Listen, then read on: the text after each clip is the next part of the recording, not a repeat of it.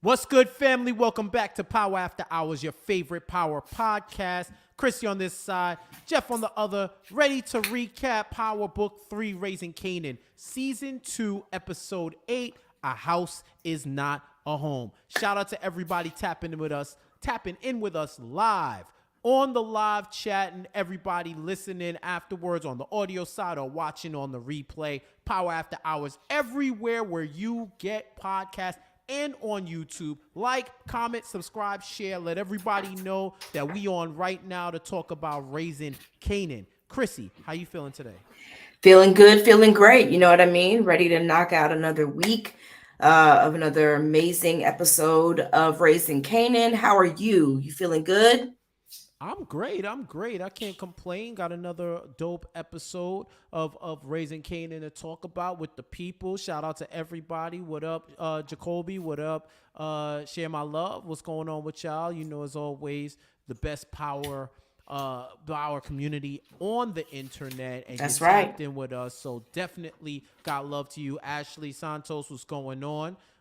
Shout out to all of y'all. You know, and as always, you know, y'all, thank y'all for all the support. Thank y'all for listening. Thank y'all for downloading, subscribing, commenting. You know, this is as much y'all podcast as it is for us. So we definitely enjoy having you rock with us. So let's talk about episode 8. Let's talk about episode 8, where parents are put to the test. Some fail, some don't. Okay. Let's dive right in and talk about this. I think there was two. The kids were really like a central figure in this episode. Yeah. And I'll start it. You know, we go right into it. Started with the jukebox arc with Jukebox and Kenya and Marvin, where you have two parents who have now revealed themselves to be deficient in various ways. Chrissy brought it up before in previous episodes, and we discussed it about what is going to happen when Kenya's mom eventually discovers that Jukebox is gay, right? That Jukebox is gay, she's lesbian, or at When least Laverne's mom women. discovers, not Kenya's mom. You said Kenya's mom. When Laverne's Girl, you mom know what I meant. discovers. Child, You know what I I'm trying meant. to make it clear for the people, because you know that people in the chat gonna come for you. They're gonna come for you. I'm trying to clear it up. Put a thumbs up in the chat if y'all know what I meant. Put a thumbs up if you're chatting. I'm trying to clear it up for the peoples, because you know they're gonna come for you. Listen, you know it. I know you got your new frames on, whatnot. You stunting for these people. You know what I'm saying? And they looking clean. Like I can see myself. I'm in like 4D vision. You know what I'm saying? Like I see it. I know the money's coming in. You know what I'm saying? I know the money's coming in. Once she cut her hair and got the frames, she's in a different class. She vote different. Let's keep it she going. Do all of that. She get the tax breaks, all of that. Let's she's a keep corporation it going. right now. You know what I'm saying? Let's keep it going. Thank you. Wrap it up. Wrap it up. I'm talking about your pocket. Wrap it up. Laverne's mom. When Laverne's mom found out that she was into girls, we don't know what her whole swag is, but it seems like that she is a lesbian, right? And we found out, you know, we raised our hand about, you know, the power of the impact of the church and what it was going to have and what that angle was going to be. We saw it last episode with the pastor basically condemning everybody who has an alternative lifestyle to hell. Right, and we saw it. You know, I had a feeling this was going to go down. I didn't think it was going to go down in the type of scene that we saw. Well, what did you think about that? It brought me to tears. I actually I started to cry. I don't usually get that emotional, like where I'll joke around and be like, yo, I almost cried. But this actually brought me to tears. Like I felt so bad for the child. You get what I'm saying? And the child inside of Laverne, because this is a girl who has not yet had the opportunity to grow up to the age that she actually is, because of one parent who was absent and another one who is deficient. And so I was weeping for the little girl who just wanted to be accepted. And it made me really sad to see that this is someone who went to her mom seeking refuge from a situation with her dad where when he found out, he flipped out, and she just wanted to feel loved. And to see that happen, not only a lot of times parents would send their kids away for things like this to happen to them, and so that they didn't have to be privy to seeing it. But for Kenya to be in that room and watch them do this to her daughter, like hit her hand and hold her, force her to watch the television, I it broke me in ways that I wasn't even prepared to be broken, yo. Like I'm not even gonna front. Like Mm-hmm. I wasn't ready for that. I felt really bad for her. And part of me thinks this is not even the worst of what we're gonna see happen to Juke, because there's gotta be more. Mm-hmm. And it's that it makes me even more sad. Like, what more can this girl endure? It just was too much for me. I What did you think watching it? I mean, it was crazy. It's literal conversion therapy that they were trying on her. And just Mm. even the scene, like strapping her down, having her watch black porn, men and women watching men and women have sex, and then seeing like two women messing with each other, or two women kissing, and then hitting her when that's on while she's staring at her mom like, yo, what's going on? And she's Save just like, me, hey, save like me. even when homeboy pulls out the brush or whatever and starts hitting her. She's like, "Yo, you didn't talk about hitting." And he's like, "Well, sister, this is what we gotta do in order to save her soul, whatever the case may be." And she's doing it. And I thought it was really poignant that the 50 Cent narrative, the 50 Cent Kanan narrative narrator came on and was like, people always ask me, when did you get so cold?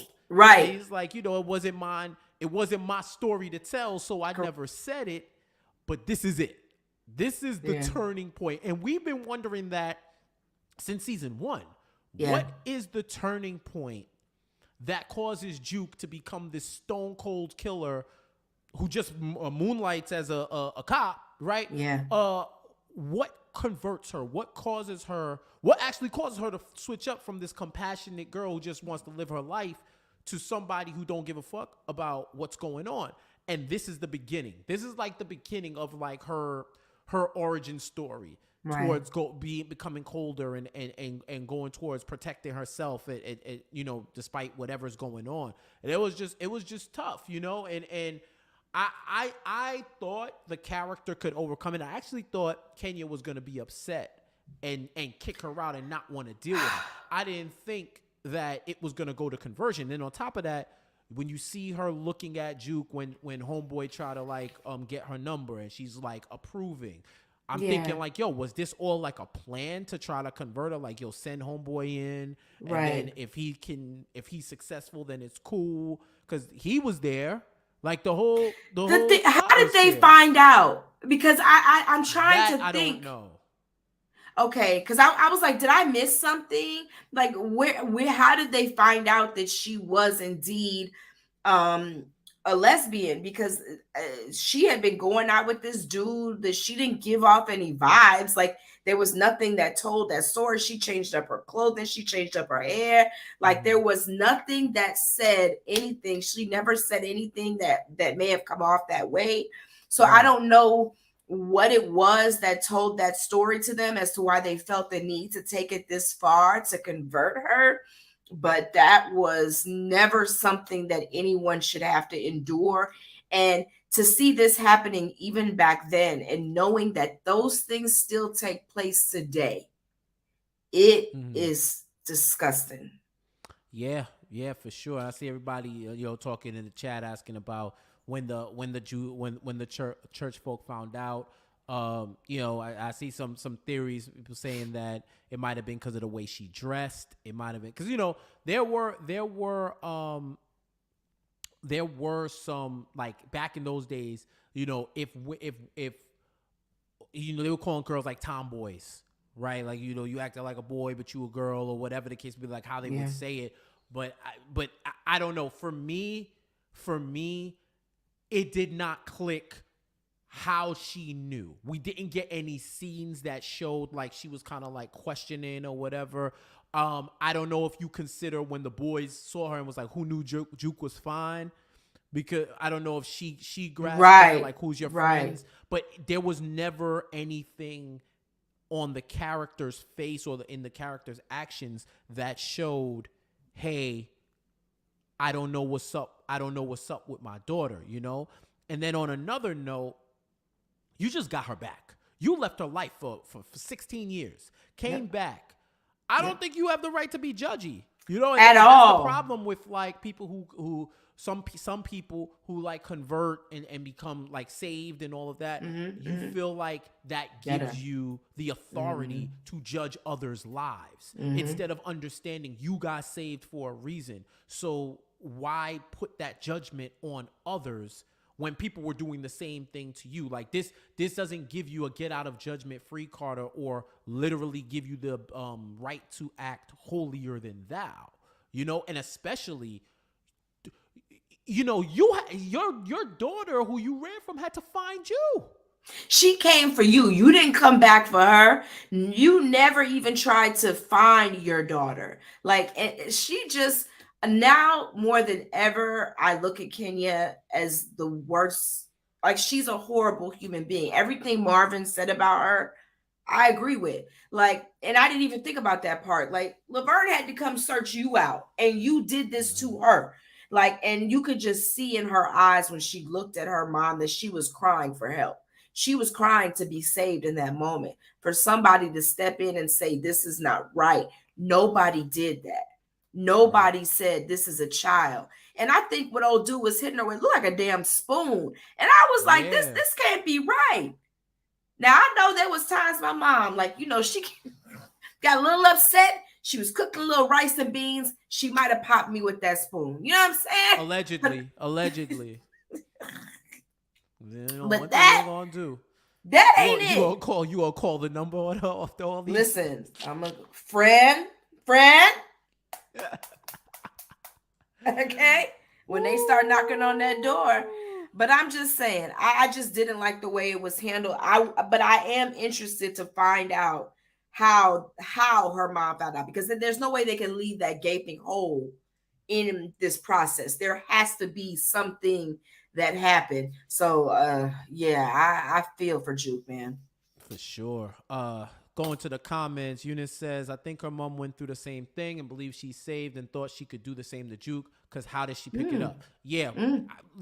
See, we're doing a lot of speculating right now, and there should have been something to connect to show that eventually we knew. Just like how we were getting subtle clues that Unique had something to do with the Italians going on. Yeah. We were getting subtle clues. Yeah. So it didn't come out of the blue when he all of a sudden was with them. He saved some random white guy from a fight in jail. Then he was on the phone talking about the driving to Jersey. He's talking to Worrell. Now all of a sudden it made sense. You knew it all made sense. So I don't think we got the same thing in this way for why she was able to pick it up. Which means it's got to be revealed in some crazy way. Right. Low-key think Raq probably told Juke's mom that she's a lesbian, so Juke would break ties with her mom. Oh, now that wouldn't surprise me. That would have been cool for them to see, like if maybe she rolled up on her, kind of like how she's been rolling up on other people. Yeah, but that's what I'm saying. But now, what is the incentive to bring the mom back? What is the incentive to bring the mom back, you know? Because no, I'm saying they could do it in a flashback. Like it could be some type of a flashback. True. Yeah, like you know how they do in the season finales. Sometimes they'll roll shit back. Like it wouldn't surprise me. That's actually a pretty good thought process, because Raq been fucking up a lot lately. So it would not surprise me if she did that, because what Marvin did obviously didn't work. So maybe, you know, Raq did her part. Right. Real quick, mic check. See, share my love. You saying my voice is kind of low. Let me know, y'all, if y'all hear me. Great. If y'all are hearing me. First of all, relax. That means he's gonna be louder in my ear. I will mute you. All right, and then it'll just be a podcast of your faces and me telling the truth. All right. Listen, my faces tell the story. Yeah, let me know. Let me know if y'all look good hearing. Let me know. I adjusted the volume, so we should be able to. All right, thank you. We're good to go. We're good to go. All right. Great. So someone who was able to take the opportunity and see this on the other side, we have flawed parents, and I think this is like flawed parents and what they're going to do for their kids is kind of like a theme throughout this whole episode. Yeah. Look at Marvin on the other side, right? Let's talk about what Marvin did, because Marvin comes home and sees sees that Juke is having a bonfire with all the clothes that Kenya got him, and you know he kind of it was almost like he had that "I told you so" feeling, but not even directed at her. Just like, yeah, man, I knew that she was gonna mess up. So they pull up on her the next day, and he pulls up on her like, yo, like, what are you do? Like, what are you doing? Like, you know, I told you should have left. You should have got out of here. And they have an argument. Kenya slaps him, and that's when Juke comes out. Juke says, "Dad," because he brought up the ball player. He brought up the ball player. You left to be with some ball player. I was like, oh shit. Okay, so that storyline. And remember, she said, and she said, remember, she said that she was trying to like chase. She was star chasing, so it may not have just been the music might have been secondary to like running out with somebody else, right? And even Juke telling her like, "Yo, I don't need you. I don't need you anymore," because you know, Kenya was trying to express that. Oh, I was just trying to save you. I was just trying to save you, you know, and she wasn't trying to hear none of that. And I mean, for me, if you was trying to save her, you would have tried years ago, or you would have tried more now. Like, or do something. Even if you want to save her, why can't you just talk to your daughter? Talk to her. You felt the need to go and talk to your local pastor first, right? And have him handle the situation. Like, because I know the moment she slapped Marvin, it's like the instinct in Juke came back for her to say "dad," because she know what her dad capable of, and she ain't want to see him go to jail at this moment, right? So she was like, "Dad," like, don't hit her back, because we know Marvin, it's not like he's above hitting a female. Okay, we've seen him hit his own child, so let's just not act like I mean, Marvin's done a lot of work over the past few weeks. Juke was acknowledging that, because after when they drove home, you know, they drive home and he's telling them like, you know, I know what I did was messed up, and she was just like, yo, not now. Like, you know, she's probably processing a whole lot of shit. Can't do this right now. And he even tells her, he's breaking down anger. He's like, you know, some people could be angry and not look it, and some people could not look it and be angry. She starts like, smiling. Yeah. She starts smiling because she sees, oh, this nigga really learning. Like, she sees really it's the offer. And you know, he's just saying like, you know, the anger management. He's sharing his anger management journey with her. Right? I thought that was and she real could cool. see that, because it's one thing to say that you're going to change, but when you show the action that you are and people can see the results, they can respect that. And you know, their history is really strained. Their relationship is strained. Their history is really complicated. He admits to being a fucked up dad, and he's trying to. And of course, you know, it's on her whether or not she wanted to accept that, but it seems like there is enough of an olive branch there. She gives him £1, and he showed up. And here's the thing: he showed up when she needed him. Yep, when she needed him. When she needed him, he showed up. And this is what he was saying before. He told him straight up, like, I may have been messed up as a dad, but I'm gonna be there. One way or another, I'm gonna be there messed up. I'm gonna be there, all right. I'm gonna be there for you, because that's what I was. And he was there once again. So, you know, when you think about your comeback father of the year awards, comeback parent of the year award, you know, Marvin got to be leading the list, because he's doing the work, he's making it happen, and I love seeing that their relationship is slowly being repaired.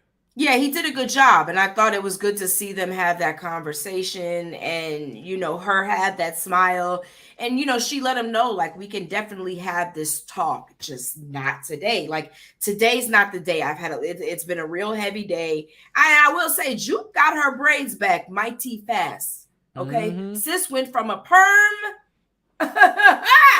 Okay. So I was like, damn, she really quick with it. I don't know.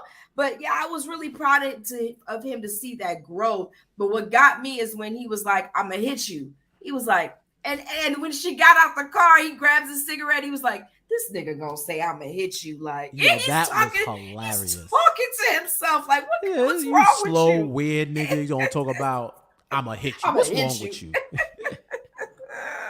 I love his character, man. He has this way of just taking a serious moment and bringing just this natural lightheartedness to it. So I love Marvin's character, but I feel like they are definitely, with all of these arcs, setting us up for something. And it's breaking my heart. Some big stuff to happen.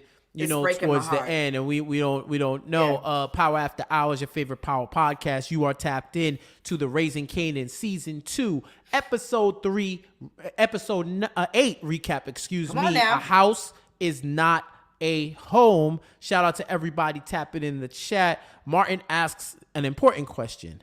Let's talk about how Marvin was bullshitting this whole episode, not finding that second shooter. The fuck was he doing? Well, I guess he had to repair the relationship with Juke, and then he had to go tell Renee. He had to go tell Renee and brag to Renee and go out on a stroll like, yo, I want to come and tell you when things are good going on in my life, not just bad. And then the Italian was coming to roll on him. Stroll might cost him life. Let's talk about it. Marvin, you gotta go find the section. Even Unique, the mafia whisperer, Unique told this man, dog, if you ain't see a body, he's still breathing. He's still breathing, then he's going to be talking. And this was the question that I had. Did Marco tell Dominic that he was there on a job for Marvin? And we find out the answer was yes, because Sal pulls up to his hospital when they found out where he was. And he tells everything. And he basically describes Marvin and says it was him. And that's what it was. Right. And so first off, I don't fault Marvin for trying to set up that hit on Tony. Like, I don't know if he would even, I don't even know if he was even in danger, but it felt more like a jealousy thing than a danger of her. He didn't want her to live her good life. She didn't deserve that. You know what I'm saying? But I was like, she's not a threat to you, but maybe he felt like if something were to happen to her good life, she could come back asking. I don't know what his logic was, but I definitely feel like him going and doing this all on his own without talking to Raq about it to see what Raq thought, or just to talk to anybody to see what the fuck they thought about what he was about to do. I just felt like he went about it the wrong way. I mean, yeah, all the chickens came home to roost for him because, Dominic tells Sal what happened, and Sal was cutting him off regardless. And just like what I seen in what Jacoby says, he ain't even tell him that he killed Marco himself. Oh, he conveniently left out that it was friendly fire that killed him. Because here's the thing. If he says that, does Sal still go after Marvin? But I think probably still. But he has to know he's the one that killed him. Who else would have done it? I think they made it seem like the boyfriend who stopped it did it. Oh. Because there was 2 guns there. So at the time, because remember, they weren't reporting what happened. And all Sal knows is that it was a home invasion. Right. It's a home invasion. Early 90s. But even still, right? There's a home invasion. He gets notified because that's his son. He probably is paying off cops here and there that will help keep it where it is. You never know. Like, there's a whole possibility of things, but that's what they know, right? So Sal still is enough in the dark that he has to be informed, right? He has to be informed as to what's going on. So he finds that out, and at the same time, he basically says, yo, we gonna set up a meeting. He wants to set up a meeting with just him and Raq, and when they have that conversation with Unique to figure out what's going on. That was the funniest scene when he was like, yo, what does he want?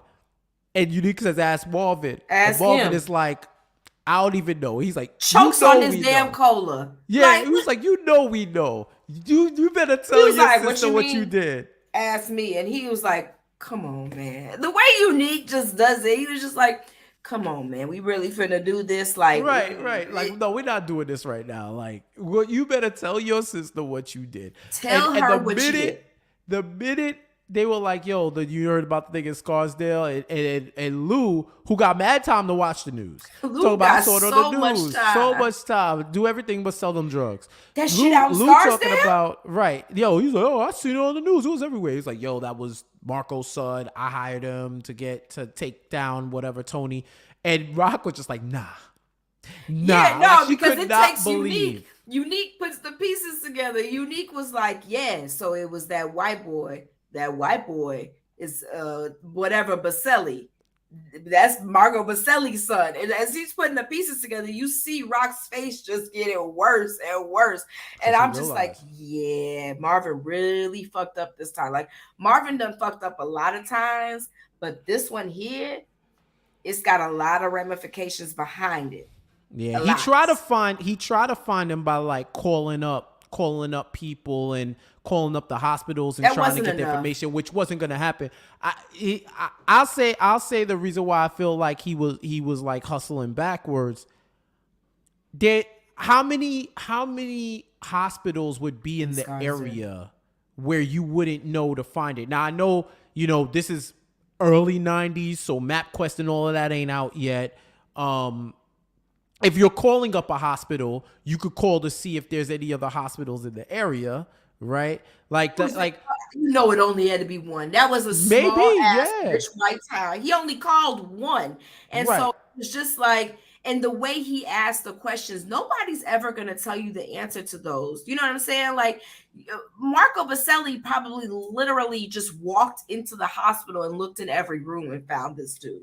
Like he didn't have to do a lot. Oh, somebody found him because they called him, was like, yo, we know where he is. Yeah, that's what I'm saying. He already had somebody doing the footwork. Marvin didn't do enough, is what I'm saying. Mm-hmm. Like he had ample time before it got to that point for them to know that there was even the second, like there was enough time for Marvin to do what he needed to do to get those answers, is what I'm saying.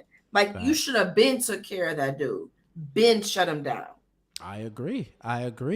Reaping what you sow, and he's putting Raq in a horrible place right now, and all he had to do was go find that man. All he had to do was do that. I mean, Marco, for his part, he shouldn't have took Dominic. Even when Sal was like, when they were like, "Who's with him?" Dominic. Of course, it fucking was. Of course, they know who they was dealing with. You know what I mean? But then you look at with the position that he put Raq in, where Raq now has to go talk to Sal about this situation. Meets him at the bowling alley, and they have that conversation about what is going to be the proper restoration.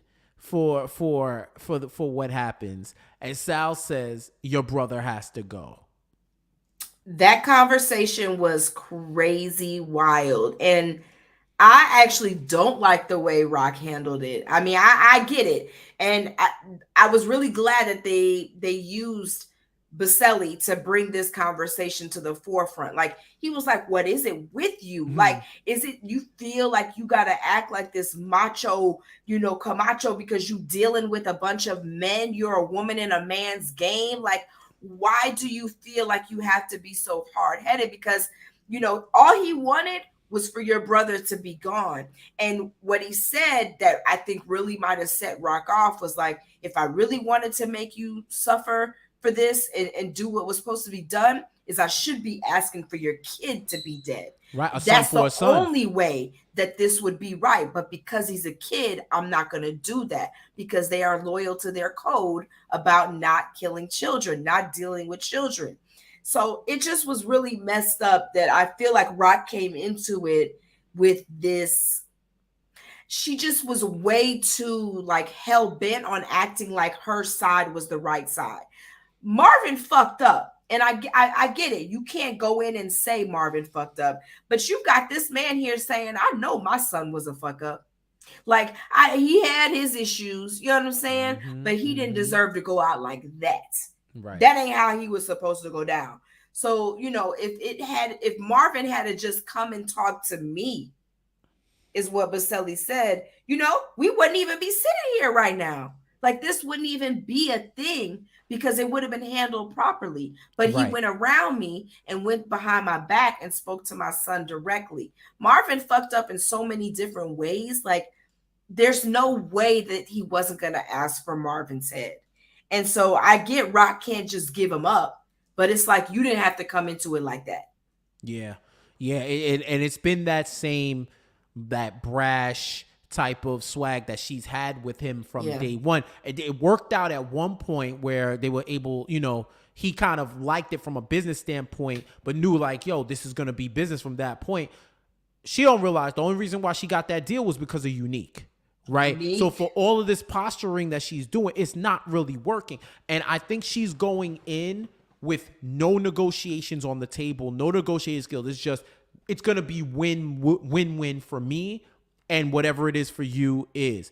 Because when you look at it from Sal's perspective, he lost a son. Fuck up or not, he lost a son. Business-wise, how does it look to my competitors or to the families if I know who had involvement in my son's murder and nothing is done about it? Yep. Nothing is done about it. I mean, there was plenty of ways that at the Raq could have been like, yo, is there any other way? Can we talk about this? I know this is a fair compensation, but yo, there's got to be something we could do. Can I pay y'all some bread? Because you even see that in like some of the gangster movies where a son will die, a son will get killed in the line of fire for the mafia, and they'll send bread to the family, like knowing that they put the person in a position like, yo, just send them, take care of the funeral, send them some cash, and hopefully they'll be good, right?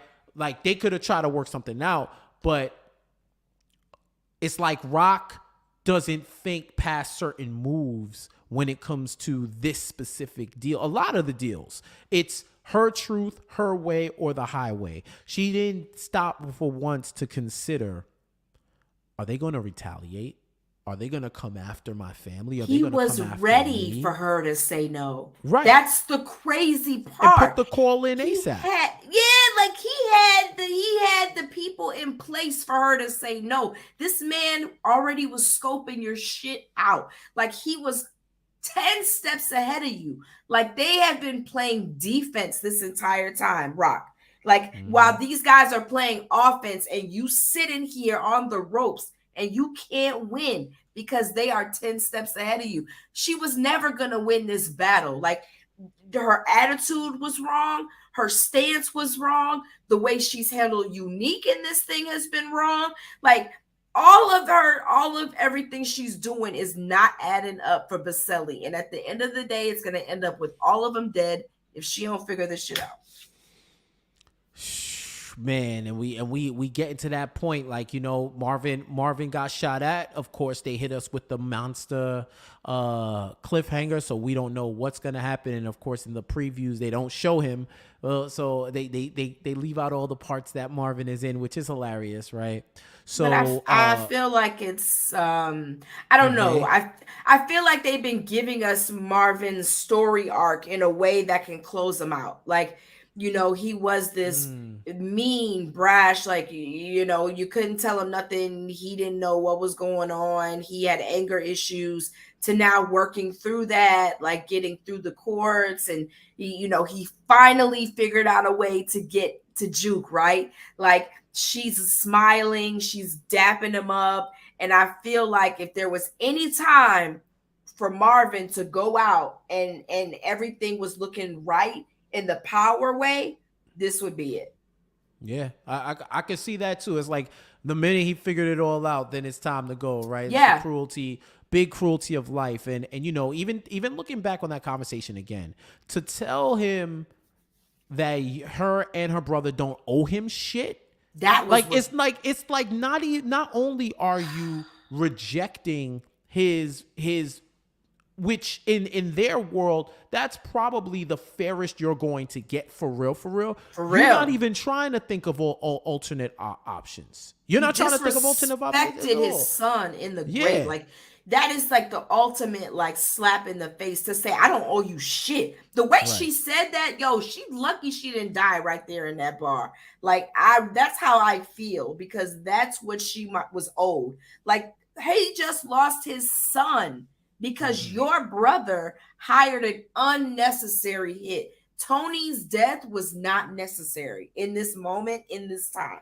Like, there's nothing Marvin could tell me as to why that made sense. So you saying I don't owe you shit, come on, bruh. Like, his son is dead. That's disrespectful as fuck. And not even a week dead. We talking Right. about brand new. This just happened. You owe him something. Mm-hmm. Mm-hmm. Something. Yeah, it's clear. It's clear that she needs to pay up what she owe. But this is the lot that she decided to draw. This is what she decided to do, and now she's gonna have to live with those consequences. You know what I Good mean? luck. So that's just what it's gonna be. And that's what it is, right? Power After Hours, your favorite power podcast, tapped in with us. Power, Raq and Kanan, Book 3, Season 2, Episode 8, A House Is Not a Home. Musman, what you gotta say? She's gonna win for the moment, but she's still not a good leader. Unique obviously can play his position until opportunity presents itself. Yes. And Sean says Raq does need to learn how to negotiate a little bit. Yeah, I definitely agree with that. A lot of bit. A whole Bitch, lot of she bit. don't even know what she the needs word to start negotiation means. Right. That's a 4-letter word for her, basically. That's a 4-letter word, and she needs to Two-letter expand word. her vocab. No. Right. No. She needs to expand her vocab so that she could keep her and hers safe. Terrible. Because the way it's rolling right now, it don't look good, right? And what else don't look good is Raq and Kanan's current relationship, all right? Because Raq and Kanan's current relationship is definitely, no pun intended, on the rocks, because really, I'm not gonna switch it up because a clever pun came out of it, but yes, they have a rocky relationship. You know what I mean? And it's partially because even after the cabin and all of that, she's still not keeping it 100 with him. She's still not keeping it 100 to him. I mean, everything from pulling up on Palomar with the gun, which I totally understand. No, 100%. I totally understand. And it seems like something we kind of alluded to before, that he's not the first dude that Palomar's dealt with, like younger boy that Palomar's dealt with. She pulls up. And it's showing like basically pulls the gun in her face like, yo, stay away from my son. I don't want to have to come back.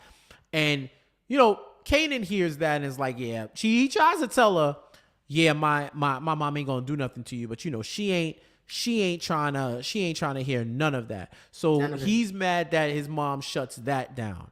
Then you get the fact of this whole paternity angle with Howard, with Kanan and Howard, right?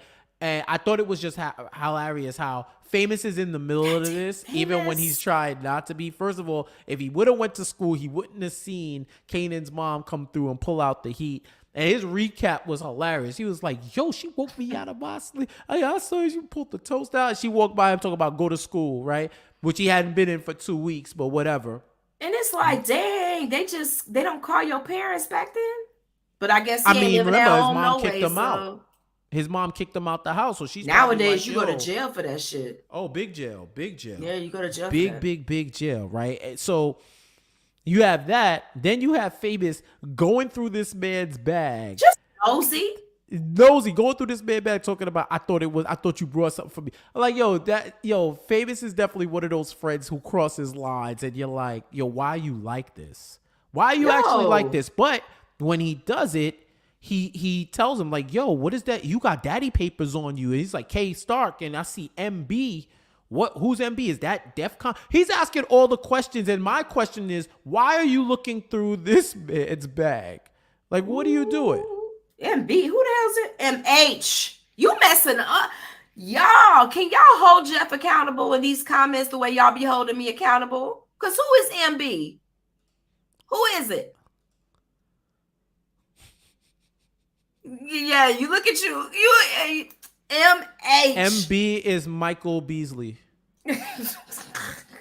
All right. Listen, Mr. Bean. Famous telling all the business to the point. I guess Kanan had not looked at that paper yet because he was just as surprised as anybody else. Like, so yeah, now he definitely knows that, Detective Howard is his pops. There's no getting around it. And I found it really interesting. He finds that out. He meets up with his mom's and she takes him to see the new house. And he's like, nice house. And what gets me is how Kanan's talking to her. He acting like he's an adult. Like he can just be, because if I had ever talked to my mom like that at that age, the way y'all would not be seeing me today, like I would not be here. Like he telling her how you gonna step to Palomar's mom. Like, first of all, you're having a relationship with an adult female. And what got me is how he's talking to her about this situation. And she's like, she's essentially calling Palomar a predator. You're not the first, boy she's been with. Like, you should not be with someone. You'll know when you're older that this relationship is wrong. And he says, how would you would only know that if you've been in that type of situation too. Basically insinuating correct, insinuating that her relationship with Howard was just the same. This was a grown man taking advantage of a young girl. And when you get older, you're gonna know that was not the right, way things should have been done. And I thought that was really, really crazy because that's what we kind of been having the conversation about the past couple of weeks. We've been trying to figure out the age gap and things of that nature. And now we know that was not, that it was a big enough gap to where it wasn't right. It ain't what he was supposed to be doing. So it's not a good look for Howard, I would think, either. But maybe back then it's not as frowned upon as it would be in today's time.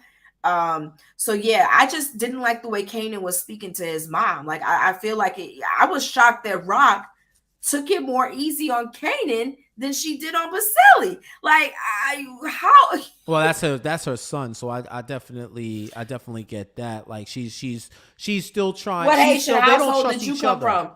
I'm saying, you asking why she's less harder on her son than she is a Italian mobster. I'm gonna tell you, because that's her son, and she ain't Haitian. So my mom treated me like I was an Italian mobster then, because the way. Okay, well, maybe you were. Wow. Maybe you were an Italian mobster. All Power right? after hours. I'm gonna start calling you Chrissy news. Baselli. Chrissy Baselli. That's your name. Chrissy Baselli. Maybe you were. Maybe Baselli you Davis. Freaking. That's yes. lit. Baselli Davis. It's still Chrissy B. Davis. That's awesome. Open an Italian restaurant and please keep it moving. And let it be a front for drug activity, because that's what it's going to be. You're doing a bit much. You're going to be really, money for laundering. Somebody who can't even money get laundering. Their words right this evening. You know what? You should take it easy. How about this? I got one word right. Baselli. And that's You're who an you asshole. are right now. You're an asshole. What I do know, you know what? I'll be there. Should have had I'll be there. up against his face for the way he was talking to his moms. She's gone into him a lot harder for other things than she did for that. And I think it might be because of the way he got her about that age thing with because I think they're having the conversation. They're having the same conversation. It's parallel. It's like everybody's they're subbing each other in real life. All these subliminal messages. That's why she says, if you have something to say, just come on and say it. We said no more things. She basically told Kanan, at me or dat me. And he was like, no, it's a nice house. And he dapped her. He didn't add her. He dapped her. You know what I'm saying? And I totally get it. He don't trust her anymore. No. I also thought it was interesting that Palomar kind of confirmed what we said. She was like, she basically said that she stepped to Kanan because she knew who his mother was. Yep. So that was like a power move that she was trying to make, right?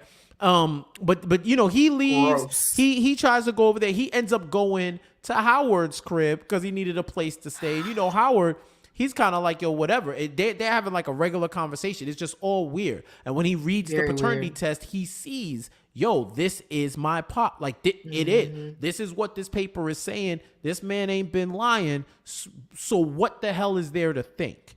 You know, he even knows, like, I need to go out the back way because I do not want anybody seeing me coming out of a cop's crib. Yeah, it's a bad look. So it's a bad look. Real bad look. Hey, your daddy's a cop. Take that to the bank. Like, that's just, and I have so many questions now about the Kanan that we see in the current, in, you know, in today's Power, because now I'm like, I need to go back and watch, because I'm like, did I miss something? Did he insinuate anything at any point?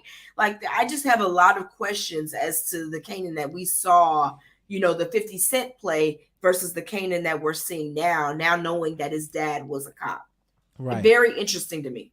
And his comment from Alafani says, seems like this might be the tipping point for Kanan and his ruthlessness. I have a theory Raq, Famous, and Detective Howard are going to get murked by Kanan. At this point, everything is on the table for me. Basically insinuating that everybody who knows dies? I mean, that would be the Power way. Well, then Burke got to go too. Yeah, and we gonna get to that too. Martin says, Detective Burke's still doing too much, especially when she try to press Raq. What does she want to find out? Well, now we see that Howard knows, and he goes to the captain to tell him, yo, she's been investigating me. She's been investigating me. And she says it's for the case, but I don't know. And that's when the captain tells him, yeah, she's getting pressed out by Laverne's homegirls, Nicole's I can't remember dad. her name. Nicole's dad. And remember, because Howard went to go speak to him. Right. He's playing a long game. Right. I love it. So Howard went to talk to him about Burke. And then he goes and tells the captain, like, yo, I'm thinking that she might have had something to do or might have been preying on girls, because why she hasn't found the person who gave my daughter that drugs, and on top of that, like, why is she always around? Why is she asking questions? And you know, the captain pretty much tells her, you on your second strike. If you do this again, you out of here. You're out of here. So Burke is feeling that pressure, but it don't seem like it's working, because she goes and presses Raq about all that stuff after the conversation. She has no chill. Blah. You know, they never have chill. Like, I am tired of Burke. I am exhausted.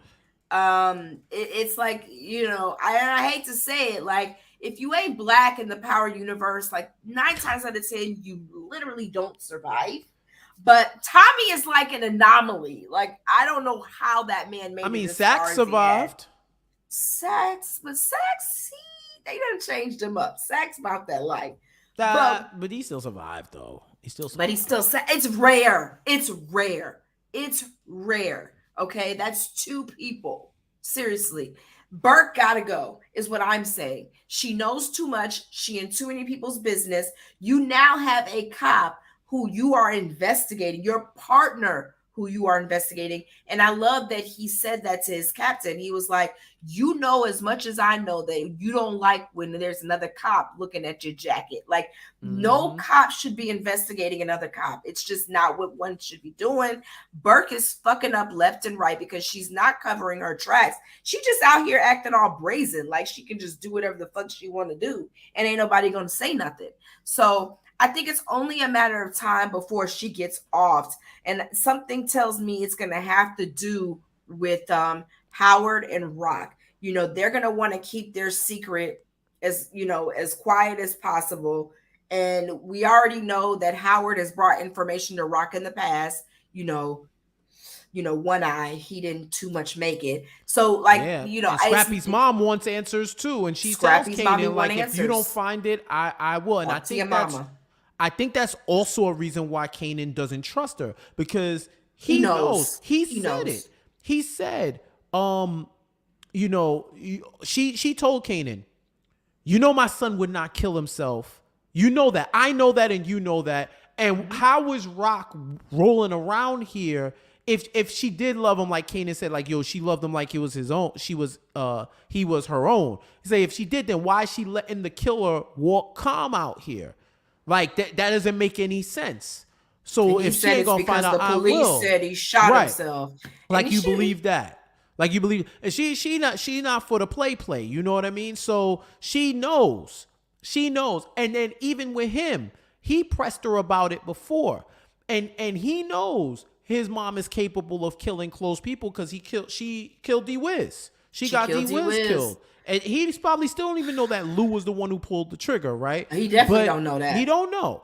But she ordered the hit on D Wiz. So why would it be so far fetched for her to do the same for Scrappy? And because he don't believe anything she says, I think that's like his tipping point to that he doesn't want to mess with her, is taking clothes and trying to sleep at Famous's crack house and trying to sleep with at Detective Howard's spot. You know what I'm saying? Was like, you really gonna go sleep at that house? And I love that Laverne told him, you need to take more underwear because you don't even know how to do laundry. Like, you out here you know packing he extra don't. shirts. Like, take your underwear. Like, what is you doing? Like, I need him to do better. Like, let's not go stay at Famous's house. Like, there's got to be somebody else you could stay with other than Famous. But yeah, it's not a good look for Raq with his mom rolling around saying these things. So her telling Kanan, say something to your mom, talk to your mom, or I'm gonna handle it. How are they gonna shut her down? Because it's like she truly is not gonna stop talking because she knows her son would not kill himself. So how do you stop a mother on a mission? I don't know. That's a good Other question. than killing her, which would look dumb. You know what I mean?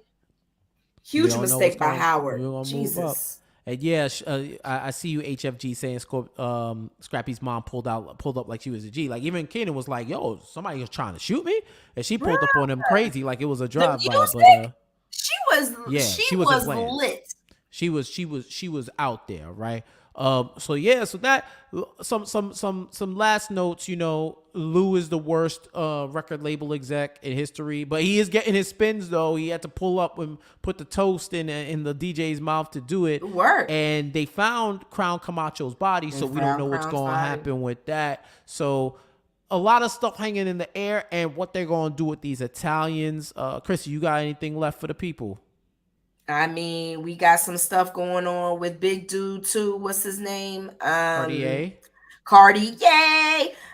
So yeah, it's a lot of stuff brewing. So many storylines moving right now for there to only be 2 episodes left. So the big question is, will Marvin be alive when we get to next week's episode? So yeah, I think he is. I think he is. He's alive? I think he dodged it. I think he dodged it, or maybe Renee got her. I don't think that he's gone. If Renee got hit, then she said you deserve happiness too. So if she dies, then he's really gonna think that he doesn't. So that would be pressing. That would be point for sure. And any of those major character deaths, they don't happen off screen, right? Or at least that for a fact they got hit. I think Angela was the only one that really happened off screen. Like, we saw her get shot. We didn't know if she was going to make it. And then we pull into the first episode. Like, yeah.